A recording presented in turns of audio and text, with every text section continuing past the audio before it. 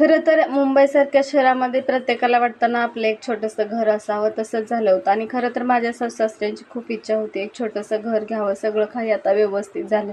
आणि खरं तर घरही आम्हाला भेटलं होतं आणि सगळी जाम खुश झाली होती. खरं तर पूजा तर घालताच येत नव्हती. खरं तर ते गावाला असल्यामुळं दूध वगैरे गुरांचं काढायची थोडी अडचण असल्यामुळे पूजेनंतर घालू. सध्या तर छोटासाच गृहप्रवेश करायचा असं ठरवलं होतं.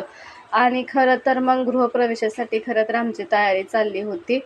आणि मस्तपैकी जिथं राहत होतो तिथून प्रसाद वगैरे बाकीच्या सगळ्या गोष्टी घरूनच बनवून आणल्या होत्या. आणि थोडीशी म्हणजे थोडंसं सामानही लावून घेतलं होतं. एकदम सगळं आणायचं म्हणलं होतं खूप लोड होऊन जातं म्हणून थोडं थोडं सामान लावून घेतलं होतं. ही बघा अशी रूम आहे आणि खूप छान आहे. मुलांना सगळ्यांना खूप आवडली होती. एकदम भारी वाटत होती बघा. तुम्हाला कशी वाटते ते नक्की सांगा खरं तर.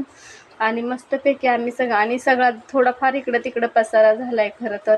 अजून नीटनेटकं ठेवलं नाही. नीटनेटकं ठेवल्यानंतर खरं तर व्हिडिओ तुम्हाला काढून दाखवल खरं तर. आणि खूप छान दिसत होतं घर. तुम्हाला कसं वाटतंय ते नक्की सांगा बघा. आणि नंतर काय गृहप्रवेश वगैरे आम्ही छानपैकी करून घेतला. मग भेटू पुढल्या ब्लॉगमध्ये. तोपर्यंत बाय.